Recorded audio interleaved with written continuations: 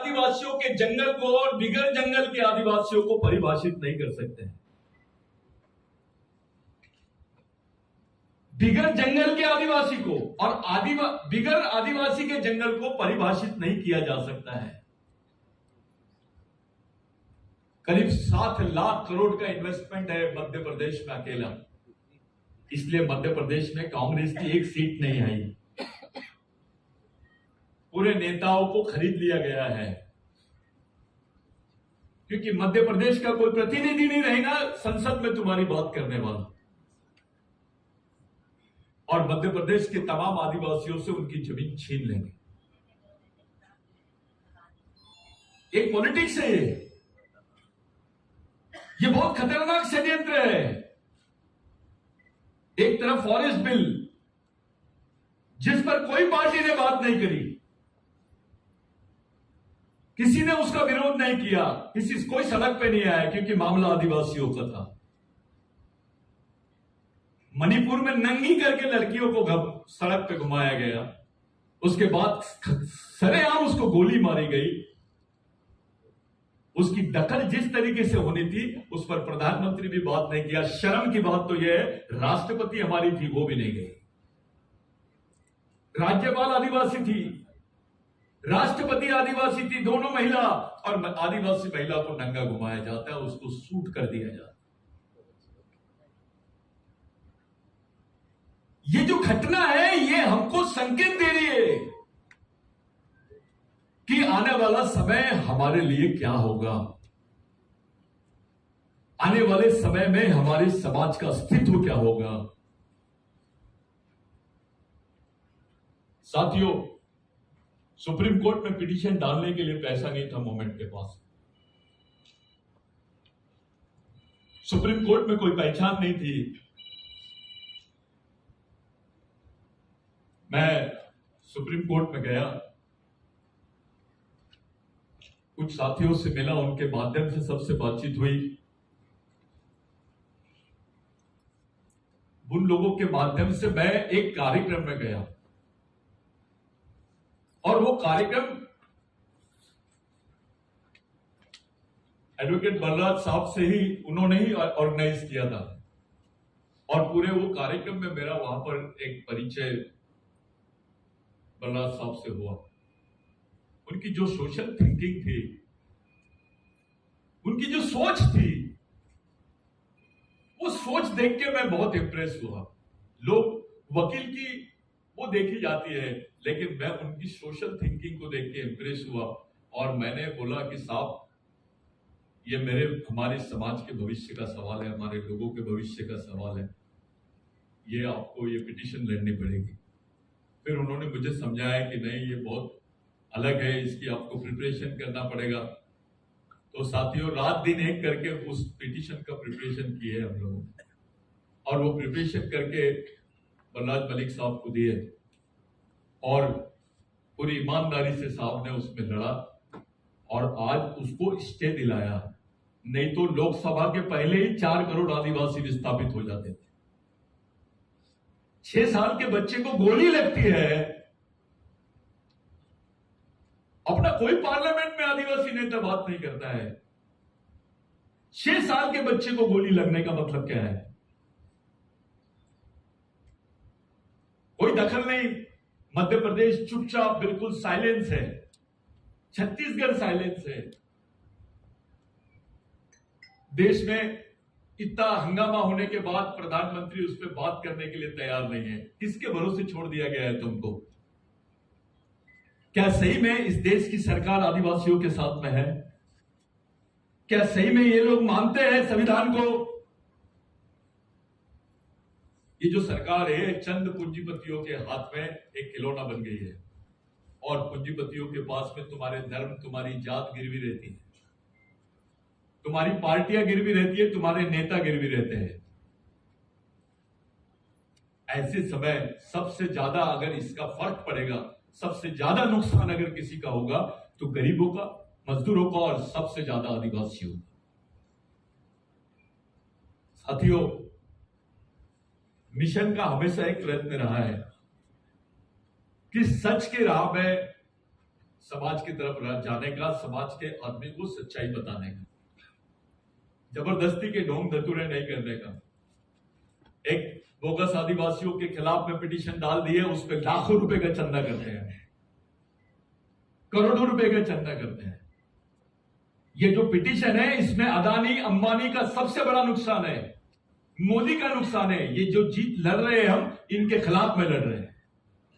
उनके पास वकीलों की ढेर है ऐसी, सुप्रीम कोर्ट के अच्छे अच्छे वकील, अटॉर्नी जनरल जैसे लोगों को वो लोग मैनेज करके तुम्हारे सामने खड़ा करेंगे। अगर आदिवासी ये केस हार गया तो देश के संविधान से तुम्हारे 5वीं अनुसूची के अधिकार खत्म, देश के संविधान से तुम्हारे आदिवासी होने का अस्तित्व खत्म, तुम्हारे वन अधिकार खत्म,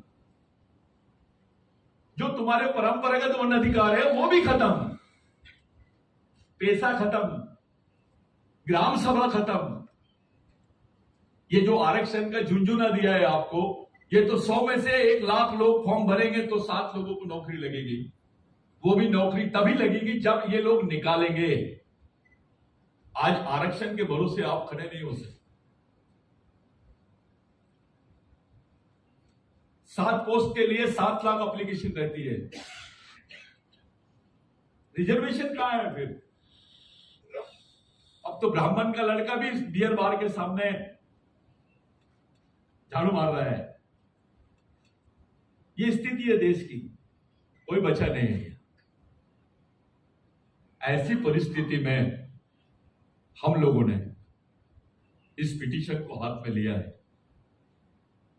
ये मीटिंग बुलाने का मेन कारण ये था कि अपने कैडर्स को मालूम होना चाहिए कि मूवमेंट क्या कर रहा है, मूवमेंट कौन सी बात कर रहा है। मैंने डॉक्यूमेंट्री फिल्म बनाया, मेरे खिलाफ में इन्होंने छत्तीसगढ़ में एफआईआर दर्ज करे। जो फॉरेस्ट पे, आ जाइए ऊपर चलो, जो फॉरेस्ट पे डॉक्यूमेंट्री फिल्म बनी है, जो फॉरेस्ट बिल पे हम लोगों ने डॉक्यूमेंट्री फिल्म बनाया है, उसको बैन कर दिया है। छत्तीसगढ़ से शुरू हुआ है, अब महाराष्ट्र में तो दिखाने की परमिशन नहीं दे रहे। हम अपना दुख भी नहीं रख सकते सामने, हम अपनी बात भी नहीं रख सकते सामने। साथियों, ऐसे परिस्थिति में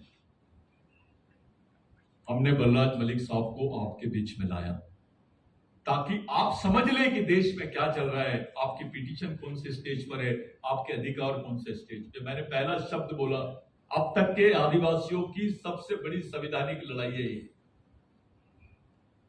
उनके अधिकारों की लड़ाई है। एक बार जंगल से आदिवासियों का अस्तित्व खत्म हो जाएगा, उसके बाद डिफाइन नहीं होगा आदिवासी, ना इंडिया में ना यूएन में।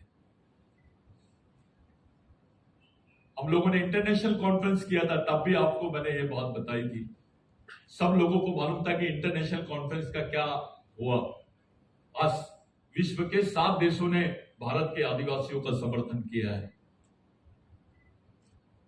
यह बिरसा ब्रिगेड का काम है।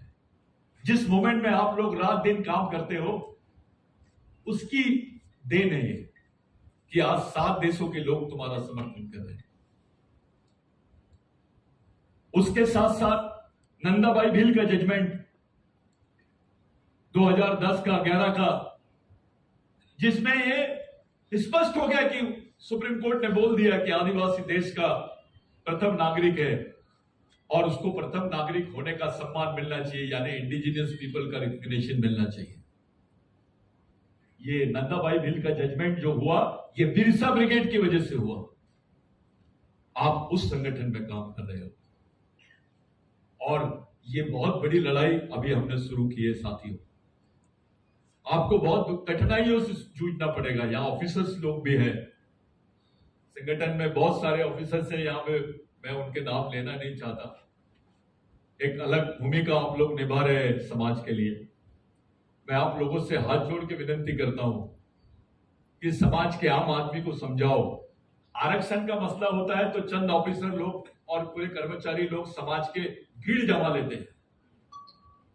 ये समाज के 85% लोगों के जिंदगी का सवाल है, उस पर कोई बात नहीं करता। आरक्षण के इश्यू में सब लोग बात करते हैं, लेकिन वो 85% लोग बेचारे जिनके भरोसे तुम जिंदा हो, वो संस्कृति को मानते हैं। वो बेचारे सदियों से वो जंगलों में रह रहे हैं, उन लोगों की लड़ाई का सवाल है, उनके अस्तित्व का सवाल है, उनके जीवन अस्तित्व का सवाल है। आरक्षण पे बोगस आदिवासियों पे मोर्चा निकलता है, ये बोगस आदिवासी है। मेरा पिताजी भी बोगस आदिवासी के खिलाफ में लड़ रहा था, मैं भी लड़ रहा हूं, मेरी आने वाली जनरेशन भी लड़ेगी। ये समस्या दिन ब दिन हल करने के बजाय और गठित होती चली जा रही है, जटिल होती चली जा रही है। महाराष्ट्र की गवर्नमेंट ने तो खुलेआम प्रोटेक्शन दे दिया, तब किसी मंत्री ने इस्तीफा नहीं दिया। कोई नालायक मंत्री सामने बोलता ही नहीं है, बड़ी बड़ी बातें हाकेंगे। समाज के आधे से ज्यादा लड़के अभी आरएसएस में काम कर रहे हैं। चलो आरएसएस में काम कर रहे हैं, वहां क्या कर रहे हो तुम क्यों चुप हो, बात क्यों नहीं करते हो? ये समाज निर्माण करने की प्रक्रिया है साथियों, इसमें थोड़ी भी गलती होगी तो आने वाली पीढ़ी हमको माफ नहीं करेंगे, हमको कोई माफ नहीं करेगा। सब हम पे आरोपी लगाएंगे कि ये लोग गलत तरीके से समाज का प्रतिनिधित्व किए। करीब 1 लाख ग्रेजुएट लड़कों का रिकॉर्ड मूवमेंट ने खड़ा किया। आज भारत के 18 राज्यों में आप लोगों को पहुंचाने का काम, 18 राज्यों के 450 से ज्यादा आदिवासी जनजातियों को जोड़ने का काम मूवमेंट ने किया। ये मैं मुंह से नहीं बोलता हूं, अपने लोग सीरियस नहीं है। कुछ लोगों को ऐसा लगता है मेरे को अध्यक्ष बनाना चाहिए, कुछ लोगों को लगता है मेरे को सचिव बनाना चाहिए। मैं पहले ही बता दिया था आपको, ये पद वद आपके घर में रखो, ब्रेन में क्या है ये बताओ। संगठन की मेन स्थापना आपके ब्रेन में होना चाहिए। आपका तो कोई भी उपयोग कर लेगा, अगर आप छोटी सोच के रहोगे तो आपका कोई भी उपयोग कर लेगा। मिशन में एक कैडर ही उसकी शाखा है, कोई शाखा ब्रांच लगाने की जरूरत नहीं। ब्रांच तो यहां होनी चाहिए आपके विचारों में।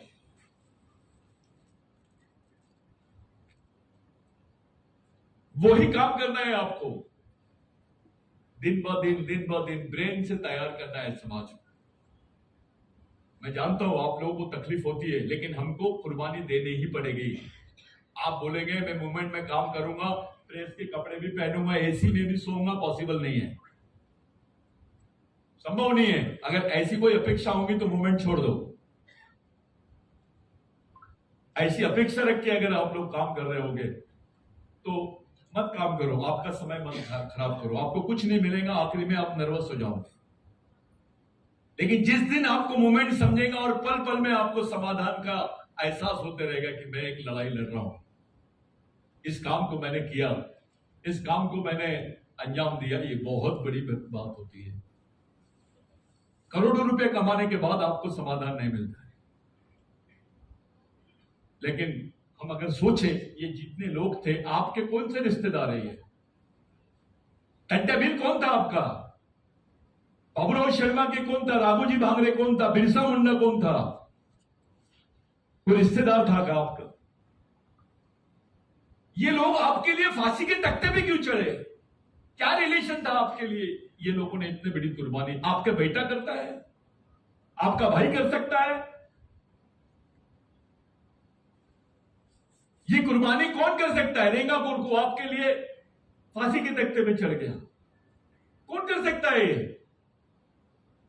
क्या रिलेशन है इनका?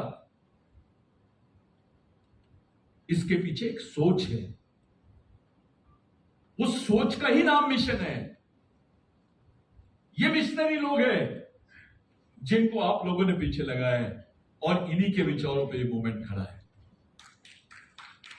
आप लोग उसी मूवमेंट को बढ़ा सकते हैं जब तक के समाज, वही समाज जिंदा रहता है जिस समाज में उस समाज के लिए जीने मरने वाले लोग तैयार होते हैं, उसके लिए जीने वाले लोग तैयार होते हैं। आपका परिवार है, ठीक है, लेकिन परिवार के साथ साथ आप अपने समाज के बारे में भी सोचो। यहां पूरे मेरी महिलाएं साथी है, यहां सभी लोग ऐसे हैं जो सभी स्टेज पे बैठने लायक लोग हैं। मैं जानता हूं सब लोगों का अपना अपना एक अलग कद है, अपना अपना एक अलग फील्ड है, आपका अपना अपना एक काम है। इसी बात को मैं यहां पर रोकता हूं। अपन कैडर में सब डिस्कशन करेंगे, कंटिन्यूस अपन काम करेंगे उस पर। एक चर्चा आज का आप लोगों के पास में ये जो पेपर दिया गया है, ये पेपर को आप लोग जरूर पढ़ लें, ले लें, क्योंकि बलराज मलिक साहब के बाद में हम लोग इस पे काम करेंगे, इस पे बात करेंगे। हम सबसे पहले बलराज मलिक साहब को ही सुनेंगे। हमारे बीच में कॉमरेड बनकर है, कॉमरेड मनोहर थुल है, उन लोग जितने भी लोग हैं, मैं उन लोगों से भी अपन 2-2 मिनट की तकरीर करवाएंगे। लेकिन सबसे पहले मैं आज के जो हमारे उद्घाटक भी है, हमारे चीफ गेस्ट भी है और हमारे साथी भी है, क्योंकि मलिक साहब एक एक्टिविस्ट है। इतनी बड़ी जगह पे होना और खुलेआम जजेस के खिलाफ में, सुप्रीम कोर्ट के जजेस के खिलाफ में बोलने को कलेजा होना, ये हमारे मिशनरी साथी है। उनका जोरदार तालियों से स्वागत करो। और मैं मलिक साहब से विनती करता हूं कि आपके बीच में आएंगे और सब बातें आपके साथ शेयर करेंगे। धन्यवाद।